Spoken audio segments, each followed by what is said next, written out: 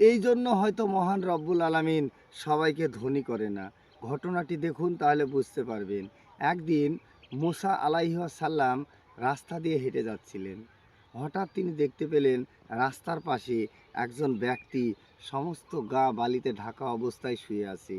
কারণ তার কাছে কোনো পয়সা ছিল না, তার কাছে কোনো টাকাও ছিল না যে সে পোশাক কিনবে।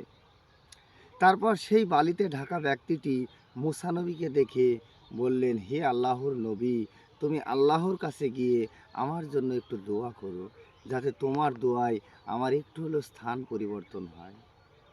আল্লাহর নবী সেই লোকটির কথা শুনে ওনার জন্য একটু দোয়া করলেন এবং দোয়াটি মহান রব্বুল আলামিন কায়েম করে নিলেন। এর কিছুদিন পর মুসা নবী যখন সেই রাস্তা দিয়ে হেঁটে যাচ্ছিলেন, হঠাৎ দেখতে পেলেন রাস্তার পাশে অনেক মানুষ চিৎকার চেঁচামেচি হইচই করছে। তাদের মধ্যে থেকে একজনকে তিনি ডাকলেন এবং জিজ্ঞাসা করলেন, এখানে কি হয়েছে? তখন সেই লোকটি বলল, বেশ কয়েক মাস আগে এখানে যে একটি লোক বালি ঢাকা অবস্থায় শুয়ে থাকতো, সেই লোকটি হঠাৎ আল্লাহর কুদরতে অনেক টাকা পয়সা ও ধন সম্পদের মালিক হয়ে যায়। তারপর তার ভিতরে অহংকার জন্মায়, সে মানুষকে অহংকার করতে শুরু করে এবং সবসময় নেশাগ্রস্ত অবস্থায় থাকে। সে নেশাগ্রস্ত অবস্থায় একজন ব্যক্তিকে আঘাত করেছিল এবং সেই ব্যক্তিটি মারা গিয়েছে।